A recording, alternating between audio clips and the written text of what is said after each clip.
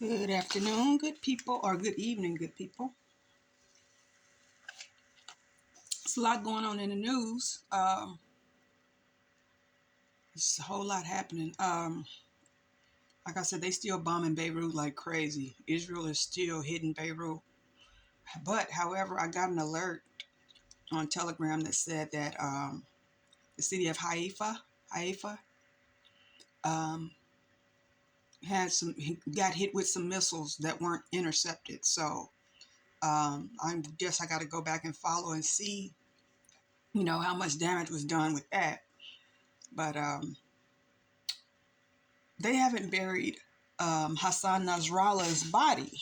I read a story about that they haven't buried Hassan Nasrallah's body yet, despite the fact that he's been dead now for about a week, over a week. So his body has remained in Lebanon, and he will be laid to rest. They said in Beirut's southern suburbs when conditions allow, quote unquote. Mahmoud Qamati, a senior Hezbollah political official, told the Reuters news agency. Qamati also said the group was now being jointly led by Hezbollah now, but he didn't give any names of who is leading the group now that Nasrallah has been killed and then his successor, Safar ad-Din, has been killed. Everybody they name as a successor gets killed, or gets eliminated, as they say. So they're careful not to name whoever is leading Hezbollah now. So this guy may get himself killed because he's been identified. Mahmoud Qamati, a senior Hezbollah political official. He might get killed. They might find him and kill him now. So he said it's being jointly led until it could pick a new leader, which could take time. What's important is that a joint command is in place. The method of choosing a replacement for the Secretary General takes time and requires appropriate circumstances, and for that reason, we suffice today with temporary joint command. So in other words, they know not to name the successor unless they want him to fool around and find out like the rest of them did. So whoever they are living on borrowed time, because I'm quite sure that Israel has intelligence, Mossad has intelligence in order to find out who those individuals or that individual is. So they are pretty much living on borrowed time too, just like that Ayatollah Khomeini of Iran. He's living on borrowed time pretty much too. So, because the custom for Muslims, they won't tell where Nasrallah is buried. They won't tell. They're saying that Nasrallah has not been buried. And the custom, I think, it's customary for a Muslim to be buried like 1 to 3 days, one day or either 3 days after their death. And he's been above ground now for over a week. Unless they got him in a secret grave. They might have secretly buried him, but they claim they haven't even buried him yet because they probably know Israel find out where they buried him and they do something to them while they're burying him, because Israel is not playing games with these people. So yeah, they trying to throw Israel off. They either have secretly buried him or they really are too scared to bury him because they might get bum rushed at the burial. What else? So scientists from Princeton University have studied the brain of a fruit fly. Why would they want to study the brain of a fly? Why study a fly? Because they want to know everything like God. They want to be God. They want to possess his omnipotence, his omnipresence, and his omniscience. They want to be God. Just like the devil. The devil, that's what got Satan kicked out of heaven with a third of the angels, because he wanted to be God. He envied God. He wanted God's knowledge. He wanted God's wisdom. He wanted God's power. And he still does, even after he's been kicked out of heaven. So they're trying to be like the devil. They're trying to have the knowledge of God, but they won't and they never will. The Bible did, however, say that in the end times that knowledge would increase. So this is just another example of end time Bible prophecy being fulfilled. Anytime they can map the brain of a fly, how big is a fly's brain that they can actually study it? That's something. That's something amazing. But with the advent of AI, advances in medicine, and now scientists being able to study the brain of a fly, Bible prophecy, where knowledge will increase, is once again fulfilled. Telling you that's the most accurate, on point, good book that you will ever read in your life is the Holy Bible. God is an awesome and amazing God. I'm telling you, man. It says, oh yeah, in the body of another hiker, yet another hiker, has been discovered near Mount Everest in Singapore this time. Because a 76-year-old retired professor named Harry Tan was trying to scale Mount Everest. And he had been missing since September 26th. And it took a search and rescue team a whole week to find him. Like I told y'all at the other on the other video, it takes a while, and people risk their lives trying to find these people once they get killed up there trying to scale the mountains, or when they get killed going down, or if they get stranded or abandoned and lost up in the mountains trying to hike up these tall mountains. Then they got to go after them and try to find them if they're not dead first. So they're going to either do a rescue and recovery, a search and rescue, or a search and recovery. That costs time, money, and it risks other people's lives to do that. So he had scaled the mountain. This man, 76 years old, retired professor. They said he had scaled the mountain before. In 2017 or 2019, he had scaled the mountain before. But they said this time he wasn't so fortunate. God wasn't as merciful as he was the first time, or the last time. He wasn't as merciful. So this guy fell down a cliff to his death. Almost 80 years old and trying to climb a mountain. How do you get 76 years old and think you can climb or you can hike up the tallest mountain in the world? Mount Everest is the tallest mountain in the world. I don't get why people continue to play with their lives like that and take those unnecessary risks. I just think that they trying to either be like Moses, or be like Jesus. Are they doing it for the gram? Are they doing it for bragging rights? Are they're adrenaline junkies? I don't know. Why would you want to scale a mountain at almost 80 years old? This guy was 76 years old, and he dies trying to climb a mountain, the tallest mountain in the world. Just unnecessary risk, not only for himself, because he lost his life, but he also risked the lives of the search and rescue team that had to go get him. So, I don't get it. I don't understand. Like I said, they're either trying to be Moses or Jesus, or they just like adrenaline. They just chasing up thrills. Are they doing it? It's something. I don't know. Whatever it is, it's not godly to be doing that. You don't put God to the test like that. It says, what else is in the news? New Zealand got hit with a 5.7 earthquake. I think I talked about that yesterday. And it did shake. It was pretty significant. 5.7. It was almost 6.0. That was in New Zealand. It was felt all over. Let's see. What else? There was a 4.5 magnitude earthquake, they said, happened in Tehran, Iran. And now they're saying that it may not have been an earthquake. They said it may have been Iran doing nuclear testing. They said that they may be in possession of a nuke now, a nuclear bomb, and they may have been doing nuclear testing, and they thought it was a 4.5 magnitude earthquake. So it was really unclear on what that was, but there was an explosion. There was a shaking in Iran.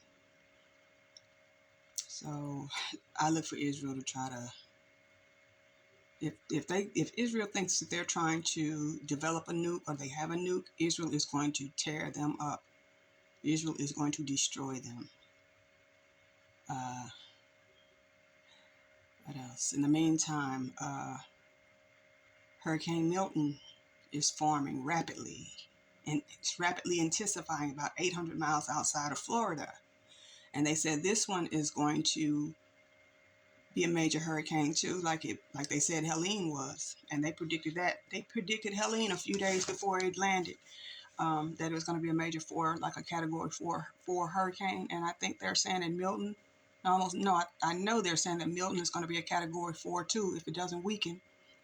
But it's about 800 miles outside of Florida. They said it's going to probably hit Tampa Bay directly, and they said it's going to move up the state.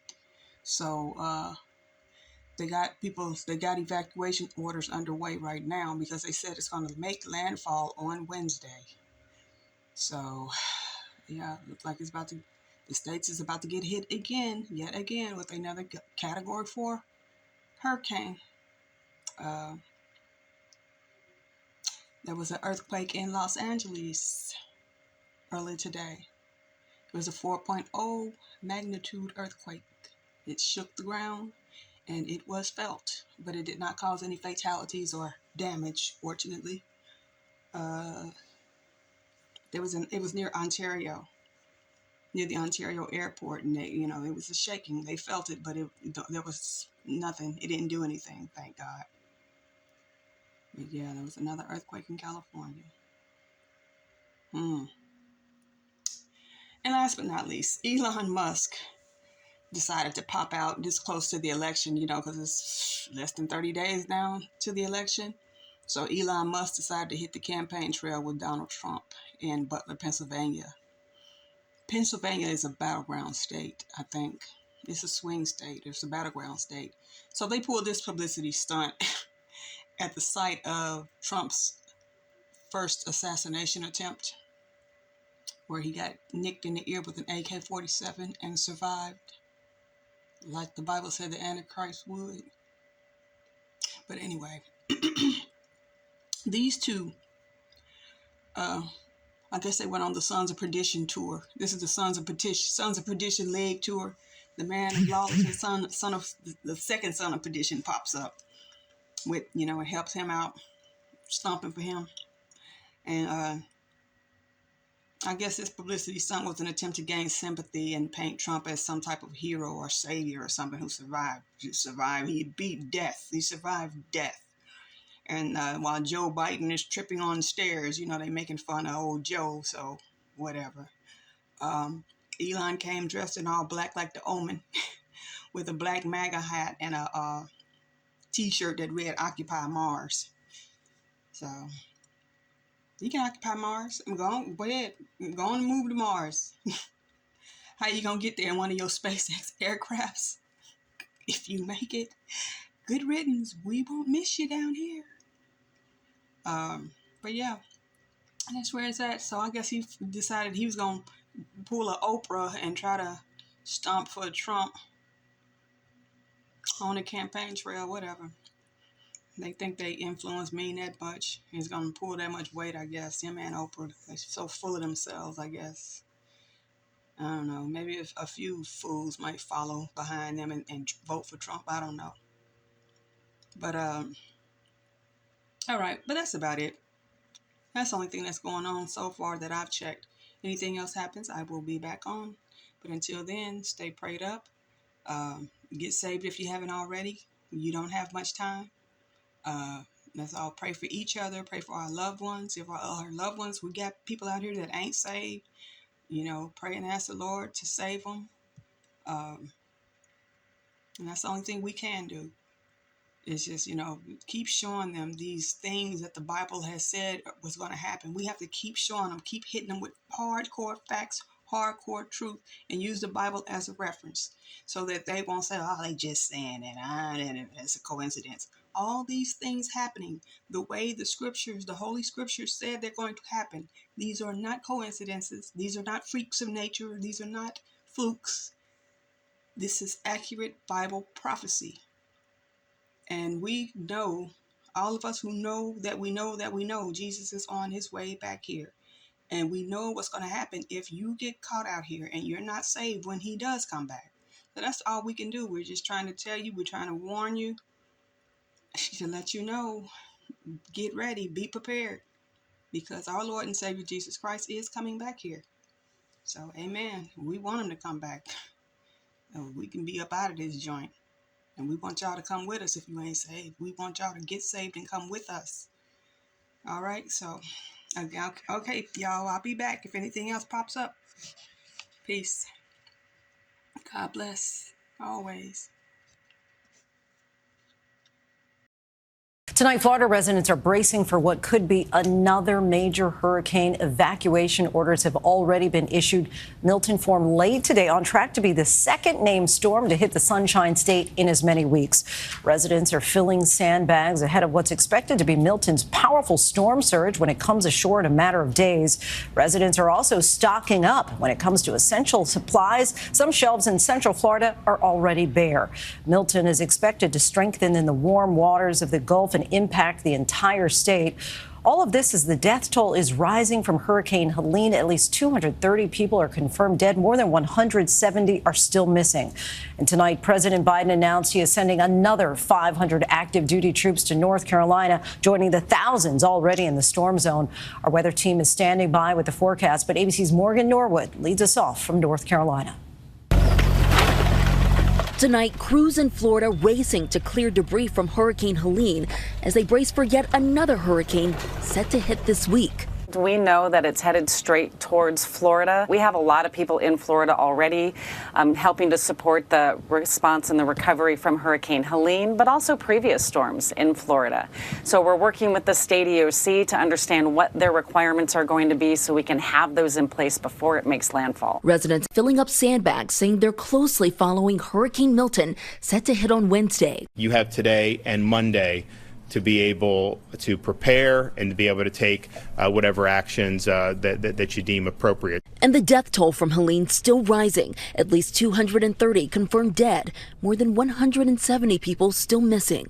There are still people that we are trying to find. The good thing is that a lot of people have now begun getting communication and are letting their loved ones know they are okay. Mackenzie Rink and her mother finally reuniting after 8 days with no contact. So for me, it was just relief and thankfulness that I have a mom and I have somebody, because there's so many people that are losing those that I know that they just wish they could hug again. Many families still in the dark. More than 150,000 customers without power in North Carolina. Crews working around the clock to restore electricity there. But state officials say that all area hospitals now back on the grid. Yesterday, Vice President Harris meeting with volunteers in Charlotte. How are you doing? We're making it. Harris vowing the administration will be there for the long haul. And today, President Biden announcing that he's ordered the deployment of 500 more active duty troops to assist in the recovery. We fly along with the National Guard. They've completed 422 flight missions since the storm hit. Over hard-hit Swannanoa, the scope of the devastation clear. This was the scene from the ground just days ago. We pick up generators and dropping them off in Pensacola, North Carolina, a tiny community that's seen its fair share of Helene's wrath. The volunteer fire department there, rushing out to meet the guard. We then fly out to Hot Springs near the Tennessee border, dropping medical supplies to a school serving as a shelter. When I saw them, I did want to just cry, but you have to hold it together for everybody here that's looking up to you to do that. It allows you to take a breath because you know you're going to be taken care of. And Lindsay, those active duty service members Biden just authorized now make up the more than 7,600 troops across the storm zone. And as Milton takes aim at Florida tonight, the Biden administration also saying they're positioning resources there, but also urging Floridians to prepare. Big news coming in at this hour that a source close to Hezbollah has told the AFP news agency that the Lebanese group slain chief Hassan Nasrallah has been temporarily buried already. Has happened in a secret location because there was a concern, what if Israel could target even the funeral procession. A Lebanese official has informed the AFP news agency, an international news agency, and on condition of anonymity, that Hezbollah had tried through Lebanese leaders to obtain guarantees from the American side to let them have a mass funeral for Nasrallah. But because there have been constant raids and strikes by Israel, even in Beirut, there were no guarantees obtained, and therefore they have decided to go ahead with possibly a secret burial. I want to immediately bring in India Today's Foreign Affairs editor Geeta Mohan for the latest on that. Geeta, this is big because at some level I was expecting that this could be a show of strength, that there would be this outpouring to show how Nasrallah meant to the Muslim world. What do you think is the reason? What clarity do you have? Well, Pooja, we were the first ones to report on the fact that the funeral today is a symbolic one, but there could be a symbolic burial too, because unless and until he gets a decent burial with all the leaders involved, this would not be putting him or laying him to rest in the manner and the honor that he deserves by his followers and community. Having said that, according to the Islamic rules, a body is not kept unless and until there are forensic investigations that are involved. A body is not kept for more than 24 to 48 hours. This has been more than that, and that's the reason why they are going to very discreetly bury him for now. But there is going to be, when the time is right, for a proper burial with the leadership who have not just followed Hassan Nasrallah, but also have been allies of Hassan Nasrallah being present there. And in that also, India Today and India Today Global has been reporting on this very, very clearly, that there are three places where Hassan Nasrallah can be buried. One is there's a lot of conversation that he could very well be buried in Lebanon itself. The other place is Najaf in Iran, but the most probable could be Karbala in Iraq. Karbala, one of the most holiest sites for Shia Muslims, and a place where Geeta, also Imam tell us Hussain about was Khamenei's buried. speech, the speech that has happened in the background of the burial, or a secret burial as it appears.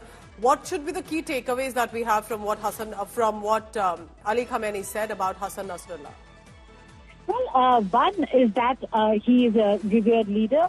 Secondly is that Iran is always going to stand by Hezbollah and is always going to be there in this fight against Israel. But most importantly and diplomatically, to see whether if it is coming from Iran or from the Iranian ambassador who spoke to us, the fact that the missile attack that is carried out by Iran was for the violation by Israel of Iranian territory and sovereignty in killing and assassinating Ismail Haniyeh on Israeli soil. And that's the reason why they retaliated, not for any other reason. This is in Iran trying to contain and not escalate the situation. But the biggest message over here is when Khamenei said that the Israeli premier will be assassinated. So that's a major threat. That's a direct threat. Yes, Geeta, that you're telling us. Yes.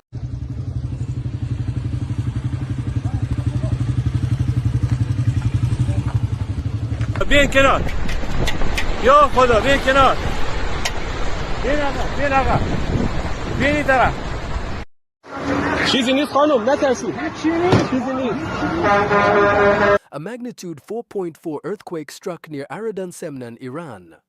The earthquake's epicenter was located at a depth of 12 kilometers. According to reports from residents, the earthquake was also felt in some areas of Tehran, the capital city. There were no immediate reports of significant damage or injuries. The earthquake was followed by several aftershocks, the strongest of which was a magnitude 3.2.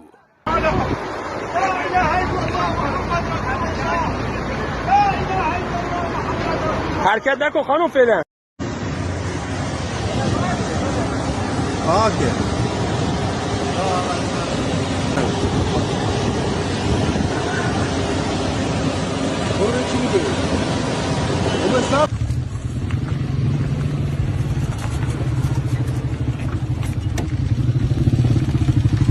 اون برو نگاه کنید زلزله یا خدا The Iranian Seismological Center reported that the earthquake occurred at a depth of 7 kilometers. However, the U.S. Geological Survey reported a depth of 12 kilometers.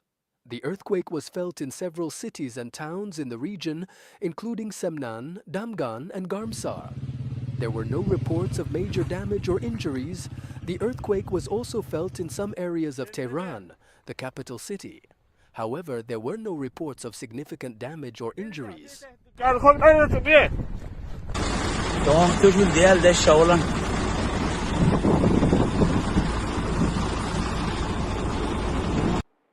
This is Dabu 7. We have questions arising around what is said to be an earthquake in Iran coming from an area that is suspected for testing nuclear explosions. Now, they're saying that it was an Armenian station that detected this 4.6 magnitude seismic event that took place inside of Iran, but they noted there is a lack of a seismic compressional wave. Okay? And this is seen in earthquake patterns. And you can see here we have earthquakes on the screen, and then we have known explosions and tests that have taken place, and you can see the explosions like right here in red. It's an initial burst of energy. Same thing over here with this one. And they're saying that with the earthquakes, you usually see, or you always see, this seismic compressional wave. And right now, it makes the event more consistent with an explosion rather than an earthquake. And that's just per what they're saying there. You can see here, try to pull up this image right here.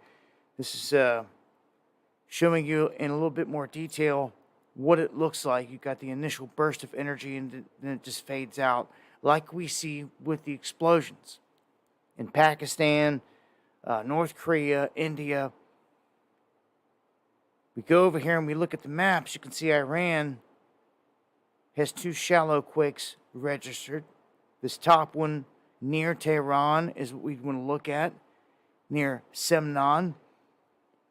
And this is where it's a 4.5 officially. It looks like off USGS, and they're putting it at a depth of 10 kilometers. But I don't know. We've seen other events in the past, and they've registered at 10, depending on the site that you go to. Because that's as far as they'll go in terms of the depth. They'll stop right there at 10 in terms of shallowness.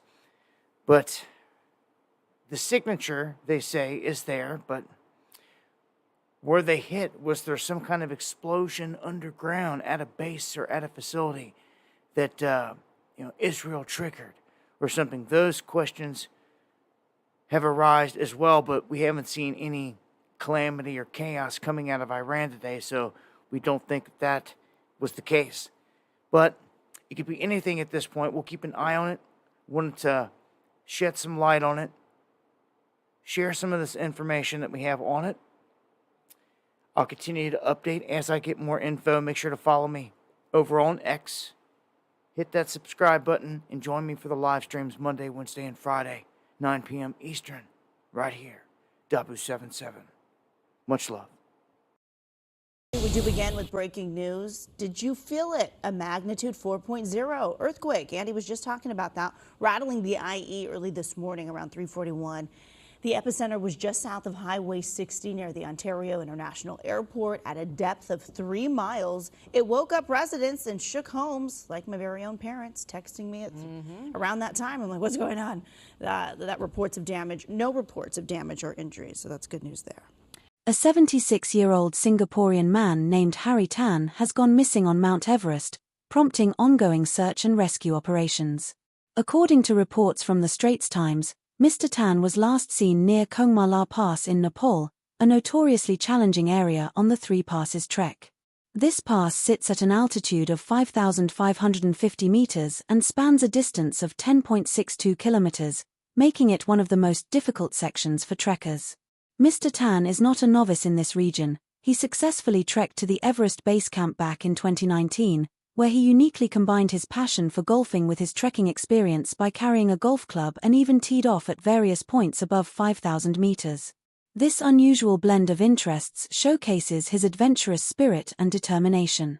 Raj Tamong, the founder of a trekking company in Nepal and someone who knows Mr. Tan, described him as a very fit person who has adequately prepared himself for the harsh conditions of Mount Everest. As news of his disappearance circulated, an outpouring of support and well wishes for Mr. Tan's safe return filled social media platforms. Jalan Besar Member of Parliament WN Rizal also shared a heartfelt message on Facebook, expressing hopes for swift and successful search efforts. Mr. Tan is reportedly a lecturer in the Physical Education and Sports Science Department at the National Institute of Education. In response to his disappearance, the Ministry of Foreign Affairs in Singapore has been in close contact with his family and local authorities in Nepal, monitoring the situation and providing consular support. As search and rescue teams work diligently to locate him, the community stands united in hope for his safe return. If you have any thoughts or experiences related to trekking and safety in challenging environments, we encourage you to share them in the comments below. How do you think adventurers can better prepare for the unpredictable conditions of extreme environments like Mount Everest? Don't forget to like, share, and subscribe for more updates from 2230. The body of Mr. Harry Tan, a retired lecturer from Singapore's National Institute of Education, NIE, was discovered near Mount Everest on October 4, following an intense week of search and rescue operations. Mr. Tan, 76 years old, had been missing since September 26 while on a hiking expedition on Mount Everest, a trip believed to be his third visit to the world's highest mountain. It was reported that Mr. Tan tragically fell off a cliff during his adventure. Efforts to retrieve his body are ongoing, though his passing has left a profound impact on many who knew him. Mr. Tan was widely regarded as an extraordinarily fit individual for his age, known for his adventurous spirit. He had previously hiked on Everest in 2019 with his friend, Raj Tamong, the founder of Responsible Adventures. Tamong, who grew up in Singapore, expressed disbelief and sadness over his friend's death, noting how resilient and passionate Mr. Tan had been throughout his life. Following the news of his death, numerous former students and colleagues took to social media to pay their respects. Jalan Besar Member of Parliament, MP, W.N. Rizal, who had been trained by Mr. Tan during his physical education teacher training, described him as a man of immense passion, strength, and spirit.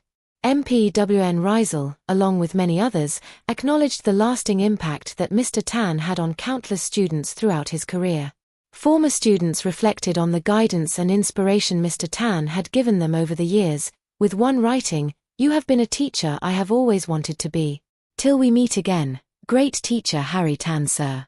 These heartfelt tributes speak volumes of the life Mr. Tan lived, dedicated to both adventure and education. What are your thoughts on Mr. Tan's adventurous spirit, even at the age of 76? Do you think age should be a limitation to exploring such challenging adventures, or does passion and fitness allow for people to continue chasing their dreams well into their later years? Let us know in the comments below. Don't forget to like, share, and subscribe to 2230 for more in-depth news coverage, and stay tuned for more stories like this one.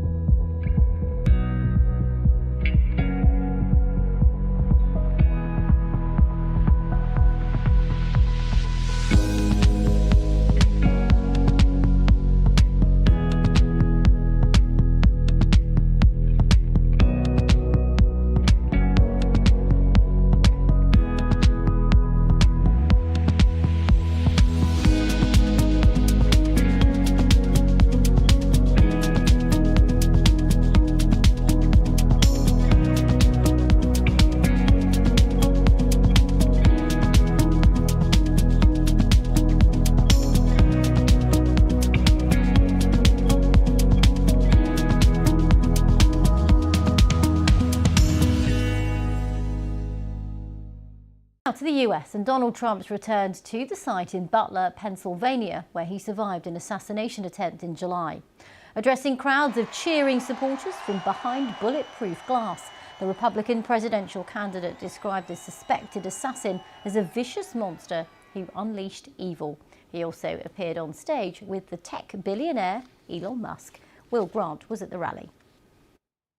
As I was saying, in the same spot where he was almost killed 3 months ago, Donald Trump took to the stage in bullish and defiant mood and immediately referenced his attempted assassination. Time stopped as this vicious monster unleashed pure evil from his sniper's perch, not so far away.